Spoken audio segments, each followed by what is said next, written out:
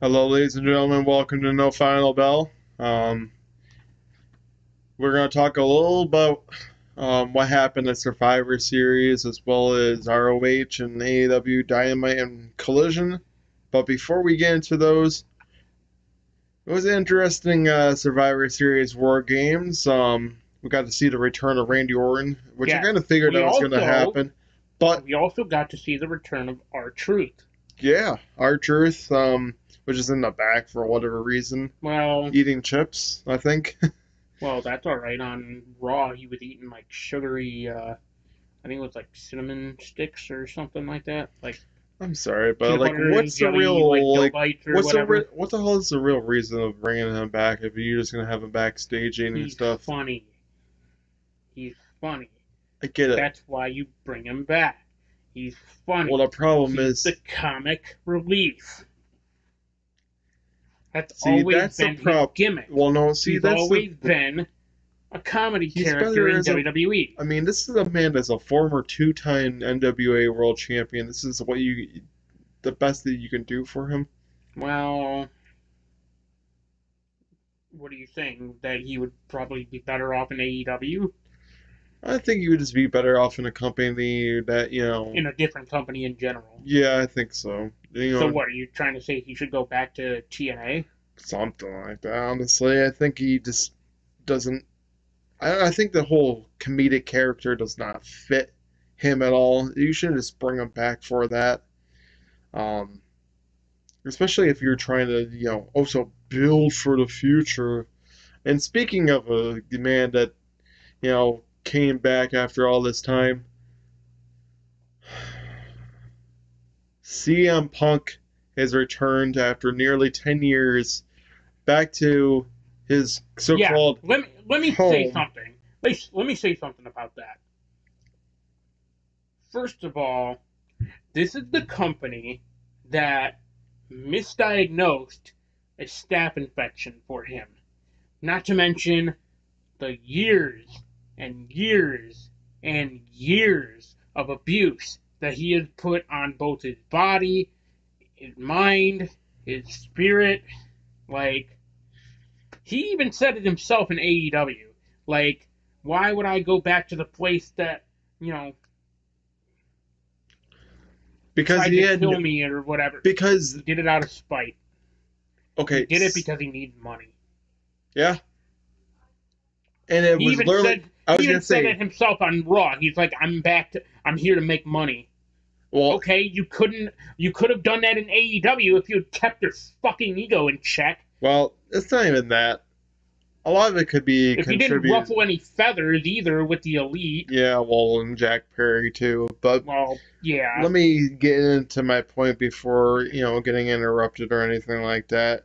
Um, well, the thing with CM Punk is he's not there to make friends. He's there to make money. It's a kind of a move of a desperation for WWE Well, not to mention, and also CM Punk. I think it was also a subtle reference to something somebody said in AEW. I think it was MJF. I don't exactly remember, but regardless, like Like I he's said, their problem now. I want to say something again. I don't want to get interrupted. Um, it just, with CM Punk and everything like that, you know, he ruffled a lot of feathers in AEW, with the Elite, with Jack Perry. But the problem I have with the whole situation is CM Punk almost got, not really scot free, but kind of almost scot free. He found Yeah, employment right away like nothing happened. Like yeah, nothing happened. Everything that happened with AEW getting fired and everything like that by Tony Khan. And then he goes to WWE, almost got free, like, oh, nothing happened in another company. Now I'm going to go ahead and be a full time wrestler in WWE. well, The problem I'm running into is I get it that Jack Perry ruffled a lot of feathers, and, and it was as much as CM Punk's fault as it was his fault. But the problem is, CM Punk now is like a free man being in WWE, yeah, where Jack Perry is sitting back still suspended Yeah. indefinitely. Yeah. They That. want to wait till everything clears out with whole CM Punk issue before they have him on. But Which I don't think that's ever gonna get cleared. the problem is But now that he's in WWE, Tony Khan. It doesn't matter what the hell the fans think about Jack Perry and everything that happened with him. I think this would be the time to bring him back. Or, worst case, you can release him. Because yeah, I'm no offense to Jack Perry, but it's not like you were really having plans with him much anyway. Even though he broke away from should have never happened if you Luchasaurus, ask who me. is now Killswitch, by the way. Yes. We'll talk about that a little bit later. But I mean, cool. CM Punk is back in WWE, but the problem is that we've seen this before. I give it a year and a half tops Yeah. before something happens where. No. I give it till Mania.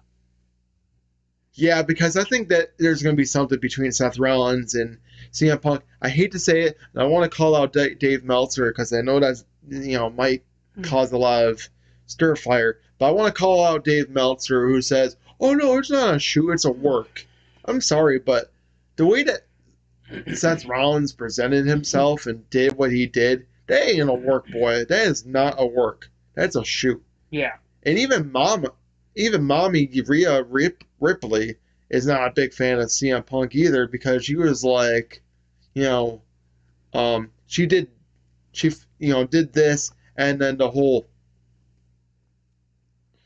So she's not a big fan. I'm sorry, but for a man that has, been a cancer in the WWE locker room, the AEW locker room, he's a cancer in every.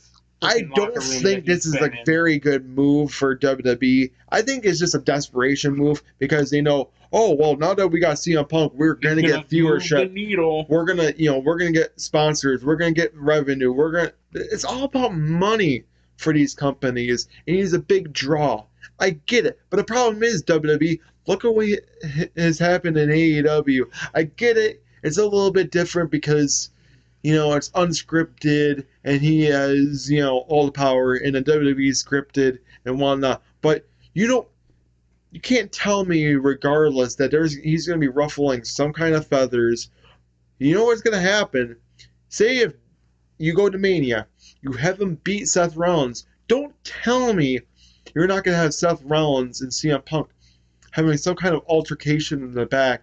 Be like, you don't deserve my spot. You came back after all this time and basically got shoehorned right to the main event because you're Triple H's boy. You know what? I was Triple H's boy way before you were his boy, type of thing. So I think you might be right. I say I give it to Mania, if not after Mania. I don't think he lasts after Mania. I don't think this is going to last very long because I hate to say it. This is his technical second chance in WWE. He had 2 chances in AEW. Now you saw what happened with that. I hate to say it. CM Punk is a cancer to any locker room he goes to. Why don't you go back to MMA and get knocked on your ass again? As much as I want to give CM Punk a lot of credit and maybe think, okay, maybe he can be different. He can be a changed man. Every time I think that, then he proves me wrong. Yeah. Because I even thought in the second stint in AEW, I'm like, okay, maybe he's going to be different. Nope. Well, that all in situation happened. Well, it was even before that. It was Brawl Out that really, proved how much of an egotistical, maniacal son of a bitch he This really is the man that was supposed to be probably at All Out in Chicago. Yeah. And wasn't there because he got fired. Yeah. Was probably going to face off against MJF because I'm sure that was the plan. Maybe. You know what? I will say this now. If it wasn't for CM Punk getting fired, MJF probably wouldn't be your AEW World Champion right now. I'm just saying that now. I'm putting that out there. I really am. And I get it that he's held a title over a year now. So congratulations to the MJF. But my last thought is, I really do think the plan was for him to recapture the AEW World Heavyweight Championship. Well, Even though he was claimed to be the I was gonna say real the whole AEW story with champion. that is he would uh he would stake claim as the Because rightful no, real there's world no champion. way you would go into All Out and lose in Chicago. No, no. Because there ain't no way. Yeah, see, that's the thing. MJF should be lucky because if it wasn't for CM Punk getting fired, he probably wouldn't be the AEW World Champion right now. I'm putting it out there, and you can go in the comments and say otherwise, but I really do think that is the case. That MJF should be grateful that CM Punk got fired like he did, because if he didn't, he would not be the AEW World Champion right now. We would be saying something different about MJF. But Yeah. now he's going to World's End, facing off against Samoa Joe, which will shine a little bit more light on it, and putting the AEW World Championship on the line against him, which I kind of figured that would happen. But, also Wardlow happens to be in the equation, so we don't know exactly what could happen. We really don't. But I think that's enough talk about that. We're going to get into ROH now before Yeah. getting into AEW. Yeah. So we started this taping with Katsuyori Shibata and his pure title, which, by the way, we will get into that. But before then, he had defended his pure title against Trent Beretta and retained. Um, then we had a women's four corners survival match between Willow Nightingale, Trish Adora, Diamante, and Kiera Hogan, to which Willow Nightingale won. Ethan Page took on Tony Nese and beat him, but then after the match, the two brawled. We had a fatal four-way tag team match between the Workhorsemen, the Infantry, the West Coast Wrecking Crew, and the Iron Savages, to which the Workhorsemen picked up the win. Yeah, so getting into him and the pure title, um, Wheeler Yuta took on Lee Moriarty in a pure rules match and beat him, but also on Rampage took on Katsuyori Shibata for the pure title and beat him. So once again, Wheeler Yuta is the pure wrestling champion in Ring of Honor. Why? Why do they keep giving Wheeler Yuta the pure title?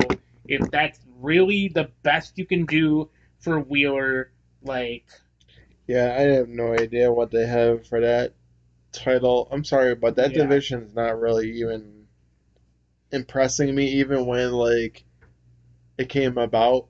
I mean, like who like let's look at a lot of the people that have been champions. I mean, Daniel Garcia, yeah, Wheeler Yuta, yeah. Katsuyori Shibata.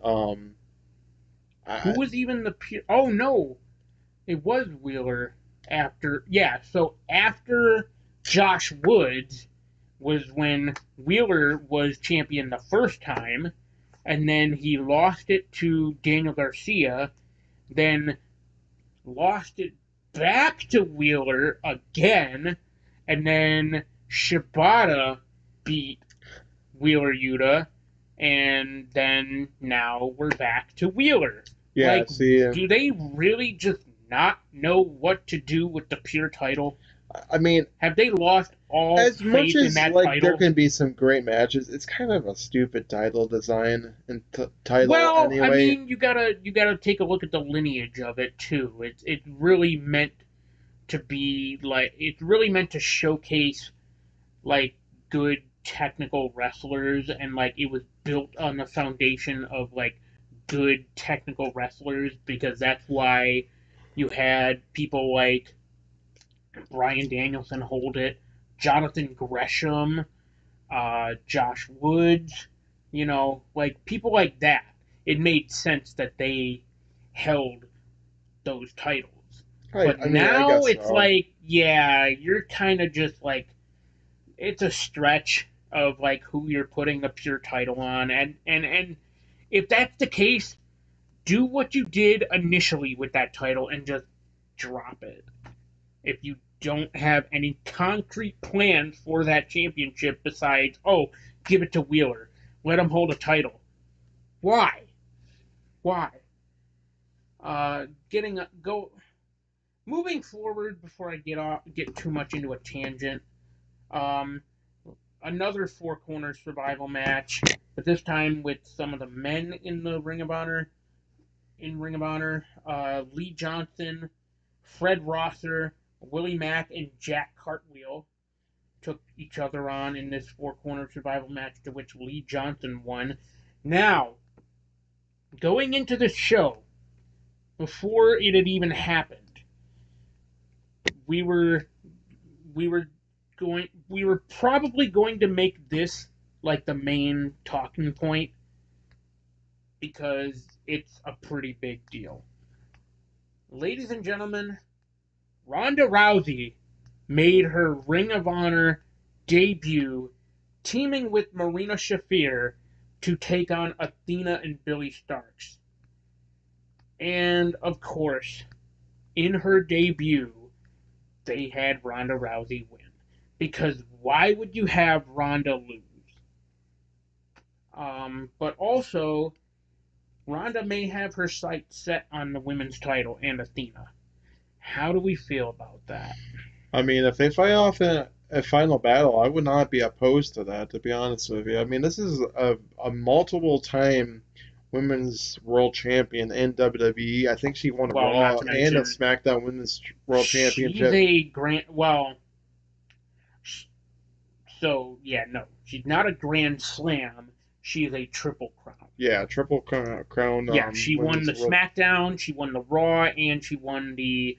Well, actually, technically, she won two women's tag team titles. Technically, because it was that unification match where Alba Fire and Isla Dawn were putting their NXT women's tag team titles on the line, but so were Ronda and Shayna for their WWE women's tag team titles. And Hmm. it was this unification thing. It's like, why did they do that? Because it made no sense. They didn't do anything with the NXT women's tag team titles after that. So, like, it was made absolutely no sense. But regardless, um, I mean, if it happens to gravitate people towards Ring of Honor, that like Ronda is there, fine. Congratulations. Now Ring of Honor, like people are starting to watch it. People are probably gonna subscribe to it now Yeah. that really didn't before because they were like, oh, this is literally turning into AEW Dark.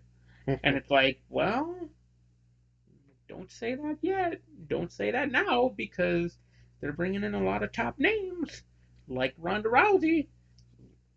So Right. at this point, Ring of Honor may have just changed the tide because of Ronda being there.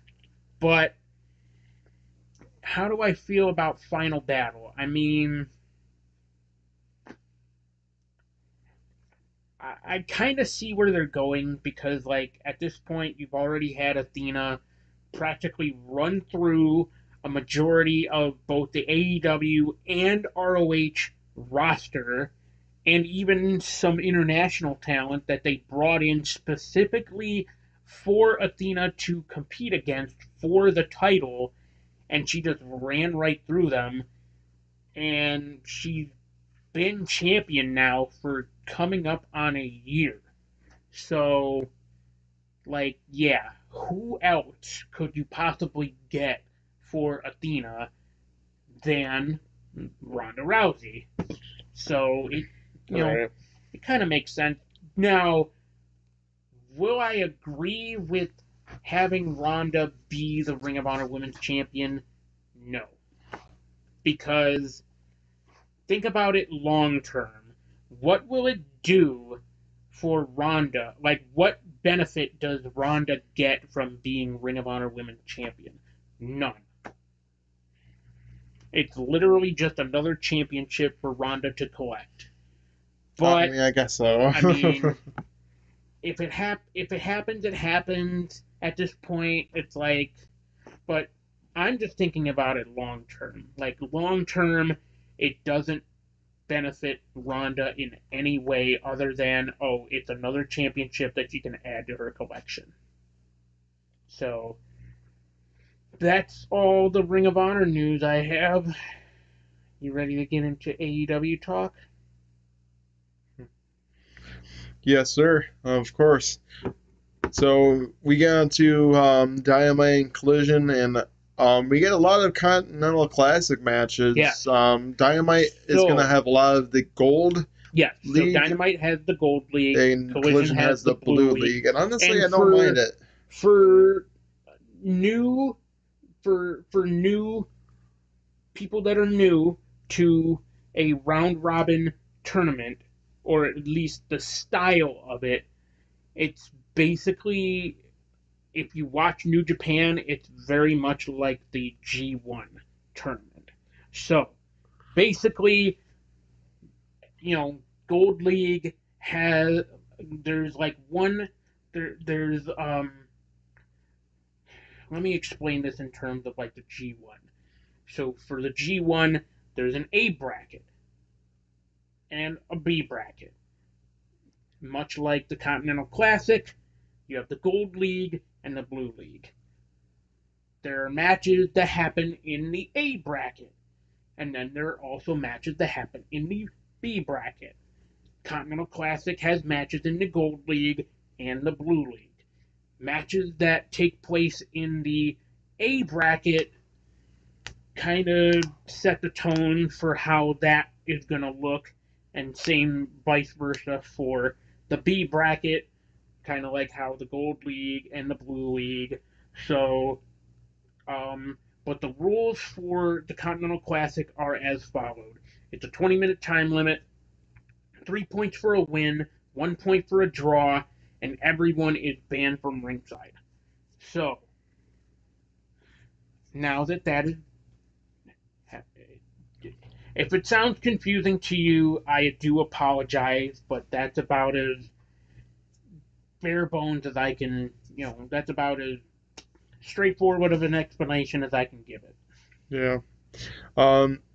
Yeah, so Swerve Strickland and Jay Lethal was the first match, and of course, Swerve Strickland, hits the house call, and the Swerve Stomp. Swerve Stomping gets the victory over Jay Lethal and earns 3 points in the Continental Classic.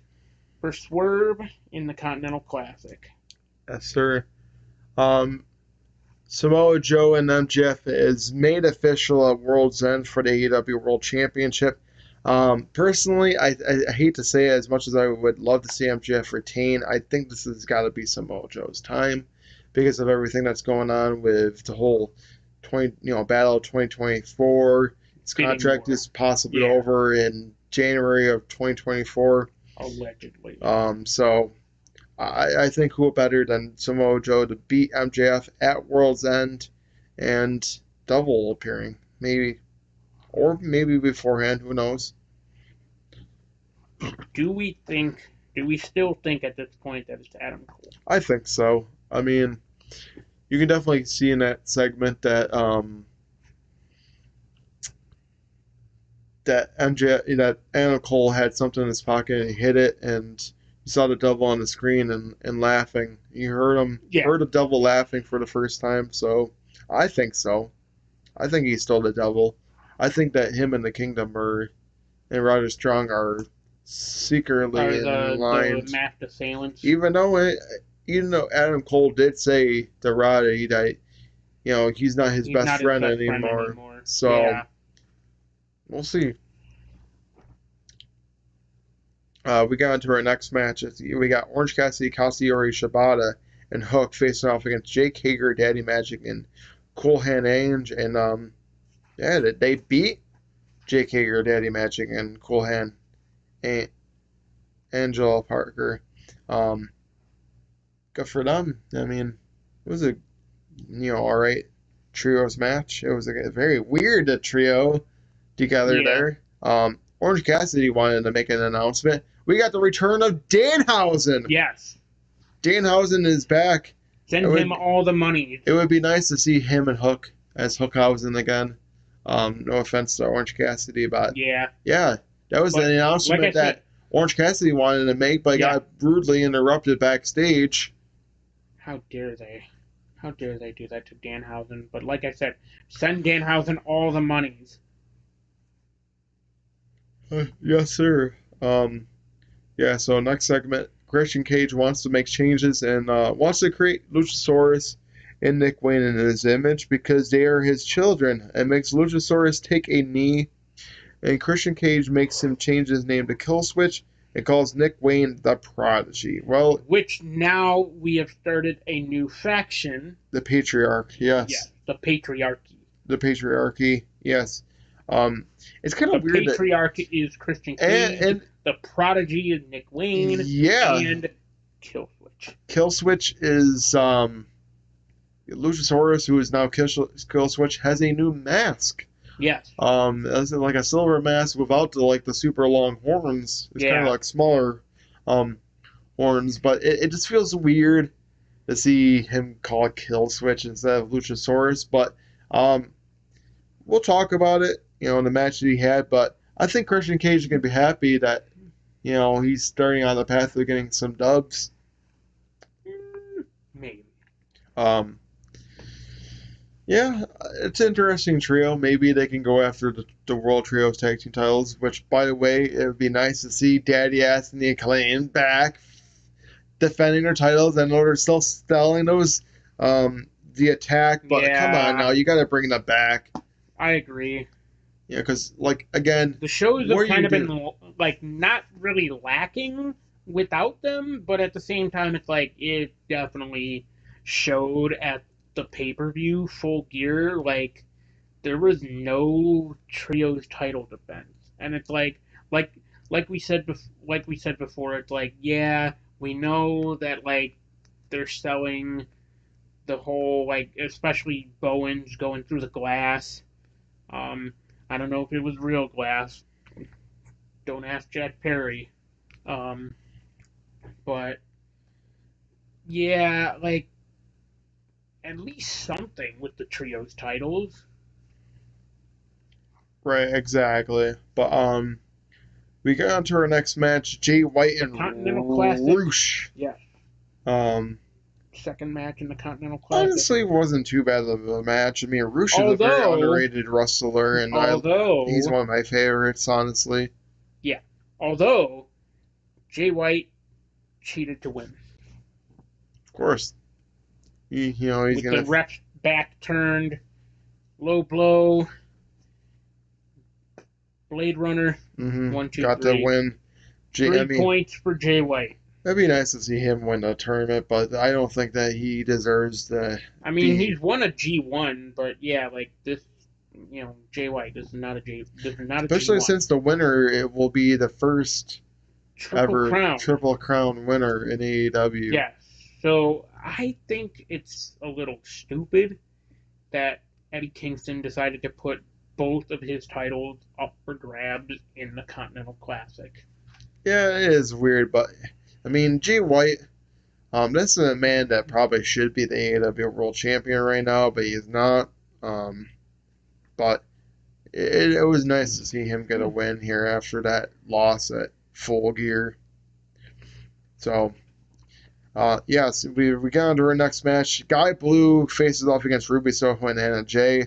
Of course, during the match, we got to see Ruby Soho land on Cool Hand Ainge. It looks like they were kind of making out a little bit. They were just looking into each other's eyes with lust. I mean, we already know. And then, Daddy Magic and we already know. Yeah, no, okay, yeah. It was Daddy Magic and Soraya that were both looking at Angelo Parker and Ruby Soho of what the hell are you doing? Keep your head in the game. Right, exactly. And we already know that they're dating because Yeah. there was a video that was out with Impractical Jokers, Sal and Q, because they were eating like salad together and they had the balsamic vinegar and the ranch on the table, and then the whole thing with, oh, we got to see you guys again. This time we're gonna bully you guys instead of you guys bullying us, and then eventually Sal was gone. He, poured the balsamic vinegar in his mouth and spit it into Ruby Soho's eyes, which was kind of weird about everything that happened there. But like Angelo Parker was, defending his woman, so we already know that they're clearly dating from that video. I mean, come on now, it's blatantly obvious just the way Yeah. that they are acting towards each other, and you know, and AEW, and then that video itself. So clearly we know that they're winning, or that they're dating and everything like that. Of course, Anna Jay wants Cool Hand Angel to be more. It was more about her than it is about Rui Soho. But he got a call from Rui Soho before their match and everything like that. But again, Sky Blue has been on a hell of a tear, and she gets the win here against Ruby Soho and Anna Jay. There's not really much that to talk about from that match itself, but maybe Sky Blue can be a really good, can turn around and I just pick up. wish she would join Julia in House I of feel like Black. that's eventually what's going to be the plan, but we'll see. I mean, to be fair, Julia kind of took a while for her story to really progress towards, like, before she joined. And now we get So, on to our main event and also the last match in the Continental Classic for the Gold League for the week. We get Jon Moxley and Mark Briscoe. Honestly, it wasn't too bad of a match. I mean, I thought maybe Mark Briscoe would have it. He had the froggy bow and everything like that in this match. He was bleeding, yeah. and the commentary is like, they were saying something about, Yeah. oh, I'm They were like, shocked. oh, shockingly, yeah, we see blood and shockingly it is not from Jon Moxley. It's like, oh, See, they already know. They already know that Jon Moxley is um, a gluten for synonymous, yeah, yes, for blading and for bleeding and bleeding in a everything like that. match. Yes, exactly. So, um, but ultimately, I mean, Jon Moxley does get to win on Mark Briscoe, but man, it just sucks. Mark Briscoe deserve. I think. I mean, it's a little early. You never know. Mark Briscoe could still win the whole entire I was gonna say, Continental yeah, Classic and be the first Triple the Crown champion. beauty of a tournament like this, much like a G1, is like somebody could have 0 points in the Personally, beginning and you know then what like would be just a win it great all. match? I would love to see Bryan Danielson and Mark Briscoe compete for the Triple Crown, for the Triple Crown, you know, titles, because clearly there's going to be a new championship.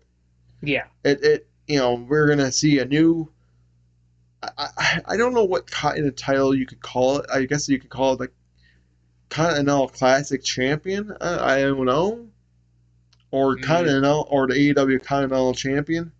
Um, well, at least it I wouldn't guess it's be gonna be. intercontinental, I was gonna say it's but gonna be kind of like, I don't know. It looks, from the design of it, it looks like it's gonna be a lot like the International Championship, which I don't know how I feel about it, because if you look at it, like you can clearly tell it's gonna look a lot like the International Championship, just from like the outline of you of the know belt plate. yeah, well, no, not even the belt plate, but like the outline from the black casing on the title itself, because clearly there's going to be a championship.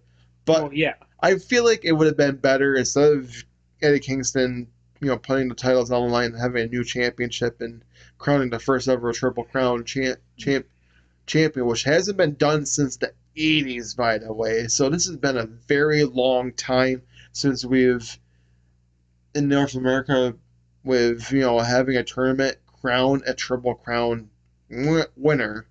So Oh, really? yeah, that's what they were saying in commentary, which is kind of crazy to Hmm. think about. But Yeah, I honestly, my prediction, and I'm making this a very early prediction, and years could be different. I'm thinking it's got to be Mark Briscoe going up against Bryan Danielson. Yeah, but the only thing is like that's kind of why I'm a little like, well, at least in the blue league. But then that would guarantee that Eddie Kingston is going to lose his title. Yeah, I So, no offense to Eddie but Kingston. then who do you see as like so? Okay, it'll be the finals of the blue league will be Bryan Danielson, Mark Briscoe. What would the finals look like for the gold league? No, Mark Briscoe's in the Gold League. Bryan Oh, Danielson, okay. Oh, I see what you're saying Eddie now. Kingston and Yes. Bryan Danielson Okay, are in so the Blue League. the Whole finals of entire the Continental Classic, winner of the Blue League, Bryan Danielson, winner of the Gold League, Mark Briscoe. I got you now. Yeah, even though Mark Yeah, Briscoe did yeah. lose to John Moxley here, I think he's not gonna entirely lose the whole Yeah, entire because that's Continental the beauty. Classic. Like I was saying before, that's the beauty of a tournament like the Continental Classic, like the G1. Somebody could be down no points at all, like they lose their first match, and then they could come back and start winning the rest and win the whole thing. So don't count out anybody that has 0 points currently in Right. either of the uh, two leagues. Don't count out anybody that has 0 points in the blue league. Don't count out anybody that has 0 points in the gold league. Right, exactly. So we're gonna go into the collision. Claudio Castagnoli faces off against Daniel Garcia, and He look did like not do the dance. well during the match, but beforehand he did. But We want to see it during the match. I know. But That's what Claudio people pay. That's Castagnoli what people was, come there you know, for. Daniel Garcia, man, we've been seeing the more pro wrestling side of Daniel Garcia as I of was gonna late, which say, is nah, nice to you gotta see. have this tournament is gonna bring out the wrestler Daniel Garcia. I would hope so. But yeah, Claudio Castagnoli does beat Daniel Garcia to earn three That's points in the three Continental points. Classic in the Blue League. Um, there's not much to talk about the next one. Killswitch beats the boys in a 2-on-1 Mm-hmm. handicap match, and then chokeslams the one brother on the chair. And then out comes Adam Copeland with a chair and attacks Killswitch using the crossface with With a a piece of piece the of the chair, chair, and then going to concerto on Killswitch, and then with a piece of the chair, and then curb stomps kill switch. and then curve stomps Killswitch on the chair and hits another concerto. And then Copeland and Christian Cage all face off against each other in Montreal, December 6th. Who do we think will win this match? Um, I'm thinking Adam Copeland. I think he's going to head into, I think somehow, some way, Christian Cage wins by shenanigans. and I it's don't going to, think Adam Copeland yeah, I wins can, the TNT title just yet. I absolutely think it will happen that like ultimately before Adam Copeland or Christian Cage call it quits and they like somehow team up in AEW that like Adam Copeland might just be the one who dethrones Christian Cage to become right. TNT champion. But I think it's too soon to end Christian's Yeah, reign. I can see Christian Cage probably winning this match on some kind of shenanigans, probably from Nick Wayne and Killswitch. But the problem is now, I think that it's going to lead into them setting up a match at World's End for the TNT Championship. I don't think they're going to just have that one match. I think they're going to have a Even final. then, I don't know if that really. I don't know if I would have. Like, well, if I'm okay with putting the TNT title on Adam Copeland at any time, pay per view on a pay per view is when it Right. should happen. I don't think it should be given away on like just a random. I mean, it wouldn't really be like a random Dynamite, but at the same time, it's like what significance does Montreal have that like Adam Copeland needs to win the TNT title there? Right. Just my opinion. I feel like the bigger payoff is at World's End, a pay-per-view setting. But I'll see what they do. You know. Yeah. So the House of Black face off against Commander and Gravity. Can we just talk about Commander Oh my for a god. sec? I mean, that man with the He's 24 years old. teetering on the top rope and then doing that crazy spot afterwards. I mean, but then we can also talk about Gravity picking up Oh a move in there. No, he fucked up like several times.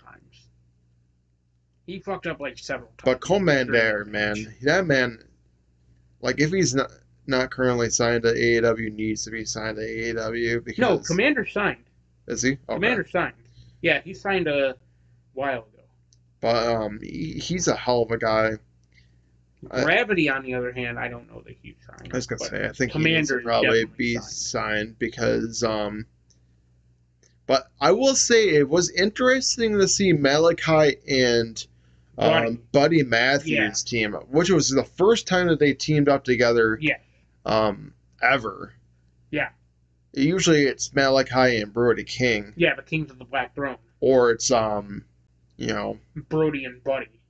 Yeah, Brody and Buddy. Never has been but Malachi and Buddy Matthews. So it was interesting to see them tag up against each other. But yeah, Commander, man, he's a hell of a wrestler, and I'm grateful that he gets opportunities he does to shine. Gravity didn't do really the moonwalk in the match. I was shocked about it. But yeah, to get overpowered by the House of Black. House of Black are just on a roll. Because even after the one FTR match, man, it just seems like they got their sights set on. You know what I would like? It just, because get FTR, if they can get somebody in there, what I would like to see is, too bad there's not a guy to, FTR. Oh, actually, before we get there, we'll talk about it. Yeah, Julie Hart faces off against Lady Frost. Not really much that happened in this match. It was kind of dull, but I mean, it was a decent match. It was all right. But yeah, she beats Lady Frost to retain the TBS championship. And then afterwards, FTR and the Righteous face off against each other, and FTR does beat them. But after the match is what I want to talk about. The House of Black are in the crowd, I think, right? Yep. Yeah. Yeah, it was in the crowd. They talk about CM Punk not being there to help them out. Very unfortunate timing, by the way. Right before he showed up in Chicago, the same day as Collision. The same night. Yeah. Literally, very unfortunate timing. Literally towards right after Collision, because Collision was, 8 to 10? Yeah. Literally right after Collision is when you got to see CM Punk show up in Chicago at Survivor Series. So, Malachi, I just want to know, did you know something that we didn't know? He had to have. Yeah, I was going to say he would have had to. Because it kind of finds... But then again, I feel like it was just one of those things that was, very unfortunate. It makes you think, because, the BC... the House of Black have their trio. Yeah. The BCC are kind of in line with the House of Black. Who does FTR have that could be that third person to take on these two? Because I would love to. I would love to see. FTR, no offense. In Book It for World's End, I would love to see House of Black versus the Claim of Daddy Ass versus FTR in a tag team, and House of Black, FTR, and whoever, BCC. Yeah, triple threat, right? Triple threat trios match. FTR, you better find somebody out there that can team with you. And unfortunately, you don't have CMFTR anymore, which it was pretty cool that happened during the time. I was all I feel like if CM Punk hadn't, if everything hadn't happened with him, we probably could have gotten CMFDR having a run with the trios titles. Possibly. Yeah, probably. I mean, but it just also, I don't know how much people would want to see it, but it's a shot in the dark. Reunite the Pinnacle. Not necessarily FTR and MJF. Maybe you could do FTR and Shawn Spears. Like I said, I don't know how much people would want to see it, and I don't even, like I said, it's a complete shot in the dark, but it's something. And even then, it can't be Wardlow either because he's got his own thing with MJF. true. So Yeah, I mean, it kind of sucks. you know. And that's the thing too, is like what is Shawn Spears even really doing these days? Not much in AEW. So We haven't seen him on AEW television in a while, honestly. no, but he did wrestle Chris Danger in his debut match. Well, it was supposed to be Adam Cole, but Adam Cole got stupid and got himself hurt. But hey, it is what it is. Regardless, that's still a hell of a debut match for Chris Danger. Yeah, it is, and a loss, but it is what it is. I mean, did you really expect that Chris Danger was going to win his debut match? I mean, kind of, but hey. He's going up against Shawn Spears, though. It's like. But we got to do our next bit of business here. Ricky Starks and Big Bill claim after that promo was so. It was very all confusing. over the place and confusing. It was just like, what are you guys talking about? But the majority of what they talked about, or the main point of what they talked about, is they claim they will embarrass the Golden Jets, who are currently the number one contenders for the AEW World Tag Team titles. Also, breaking news. Ricky Starks likes his gum minty fresh. Big Bill likes his gum big red. Breaking news, everyone. So fans, you know what shocking revelation. You know, if you go to the live shows and you're front stage, you know exactly what to get them. Yes, exactly. But I wouldn't go that far. There's no way they're gonna embarrass the Golden Jets. No. At World's End or wherever they're gonna face off against each other, because I think it's gonna happen at World's End. Yeah. I think so. I mean, here's the thing too.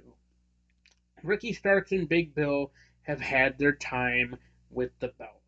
It came kind of shocking anyways. Like, right, yeah. Nobody really saw that coming of like, oh, FTR just lost to Ricky Starks and Big Bill of all tag teams. Right. And then it's like, now they've kind of established themselves as a tag team, kind of. But at the same time, it's like, in that promo, it's like they still didn't know much about each other. There's really not a whole lot of chemistry between those two. So, and I'm just looking at it, I'm like, Chris Jericho and Kenny Omega have a lot more chemistry as a team than Ricky Starks and Big Bill. And they haven't even teamed that long. Right. So, but they have more chemistry built up than Ricky Starks and Big Bill. So, but yeah, I don't think that's gonna happen. But I can see the Golden Jets. I can finally see Chris Jericho being an AEW World Tag Team Champion. Yeah, the first time in his AEW career. Because it's funny because every time he wanted to go after the AEW World Tag Team titles, something happened. Yeah. I would hate for that to happen in this case, but I think it's going to finally happen. I think you're going to see Chris Jericho and Kenny Omega as the World Tag Team Champions. But probably also, if that happens, Kenny Omega is a 2-time Tag Team Champion with 2 different partners. Yep. Yeah. So, it's so crazy in hindsight that he was Tag Team Champions with Hangman. I know. Because Hangman has just gone a completely different career path since then. Right. So, regardless. Yeah, we got into our next match. Keith Battle of the Lees. Yeah, Keith Lee faces off against Lee Moriarty. Yes. Tiger style. People were chanting Lee, and even Keith Lee was looking at. He's like, You cheering for me, or are you cheering for him? So I mean, they got a little testy there, and back and forth and yes, everything like that between these two quite the men. pounce from Keith Lee, Yeah, but Lee Moriarty. not nearly as good as a pounce from Monty Brown. But I digress. But yeah, Keith Lee got the victory here, but again, what are we truly doing with Keith Lee? I mean, Yeah, it's sad, man. I guess we'll find out But soon because he did tease something that we're gonna be. He was calling out somebody. I don't know exactly who it is. I know him and Shane Taylor yes, haven't been on exactly great but terms as of late, but here's the thing: if he was to go back to WWE, I don't know that they would use him. Like, I don't know necessarily. Like, Triple H probably would use him the same way that he was in NXT, but maybe like there's a small part of me that thinks they would try to continue his Bearcat character. And then AEW is like, they tried their hand with him. They gave him a bunch of feuds and everything like that, and they just kind of halted. So it's like, what are you doing? Like, right. how are you fumbling Keith Lee? WWE, AEW, how are you fumbling Keith Lee? I don't understand it, but we got into our main event, and we got Brody King and Eddie Kingston face off against each In the other. Blue League And for the Eddie Continental Kingston Classic. was trying everything he can to chop and get He after gave Brody Brody King. King multiple hurricanes, but it did not keep Brody King down. No, Brody King is a hell of a guy. I mean, this is also a guy that is a former AW World Trios Tag Team Champion Yes. too. Yeah, Brody King gets a victory here. You get 3 points in Continental Classic, but doesn't exactly mean he's going to win Although, the whole entire thing. although it's kind of weird, he's in the Blue League, and you had three, and on Dynamite you had 3 matches in the Gold League, but on Collision you only had 2 in the Blue League. Where was Danielson? Where was Andrade? Because they were supposed to go up against each other. They're supposed to go up against each other in the Continental Classic. Who? Uh, Danielson and Andrade Well, for I the think Continental it's I Classic. think it's now going to be Brian Danielson and Eddie Kingston on Saturday It, for it, Collision. it can't be because Danielson hasn't competed yet, neither has Andrade. The way that the tournament works is everybody competes at at one time against the opponent that was not already, you know, competing against somebody, and then the winner of that match, if it's not a draw, that got the points, then faces a person that got 3 points. Like, because you notice how um, on Dynamite tonight they're gonna have a lot of the they're gonna have one match where it's 2 winners, and then it's gonna be one with 2 losers, and then there's one match that's a winner and a loser. That's Right. how it's supposed to be. But with Danielson and Andrade not competing, now what do you do for the Blue League? I You have get no what I'm idea. Yeah, so but yeah. congratulations to Brody King for getting 3 points. But again, I don't think he's going to win a whole entire tournament. But it was a Nah, great showing for him, at least to start off wise. strong showing to begin, but Mm-hmm. I don't see him getting much farther in the Continental Classic. Right, exactly. So this is going to conclude this episode of No Final Bell. Please make sure to follow us on social media at Tinkle Sports. Our channel is Tinkle Sports Entertainment on YouTube. And We also right, are on Facebook Watch. If you want to like, comment, subscribe, and follow for more, hit the bell notification to get notified for videos being uploaded. Because again, YouTube is weird with that stuff. I don't know why.